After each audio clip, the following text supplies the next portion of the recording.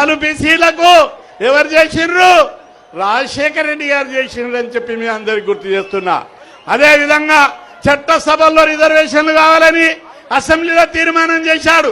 ఎంత దమ్ము కావాలి దేశంలో? బీహార్లో చేయలేదు, యూపీలో చేయలేదు, తమిళనాడు చేయలేదు, కర్ణాటక చేయలేదు, గుజరాత్లో చేయలేదు. ఆ రాష్ట్రాలలో అప్పుడు ముఖ్యమంత్రులు బీసీలు ఉన్నారు కానీ చేయలేదు.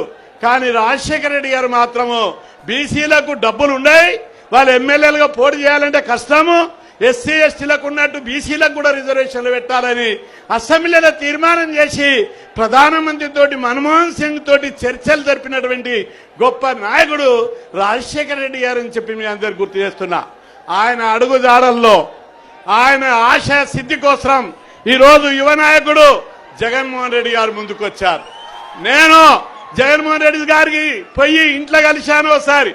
సార్, చట్టసభల్లో రిజర్వేషన్లు పెట్టాలి, అందుకోసం మీరు చొరవ తీసుకోవాలని అడిగాను. ఆయన అప్పుడు ఏమన్నాడు? కేంద్రంలో మనం అధికారంలో లేము కదా అన్నారు.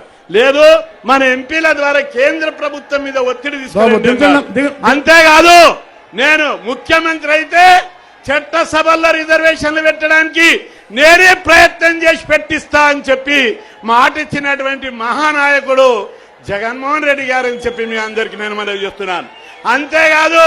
అంతేకాదు పార్లమెంటులో విజయసాయి రెడ్డి గారి ద్వారా పార్లమెంటులో చట్టసభల్లో బీసీలకు రిజర్వేషన్లు పెట్టాలని అడిగిపించాడు.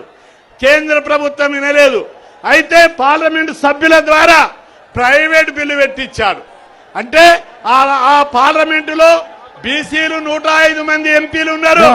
అదేవిధంగా బీసీల పార్టీలో 8 ఉన్నాయి. కానీ ఎవరు కూడా బీసీల పార్టీలో ప్రైవేట్ బిల్లు పెట్టలేదు.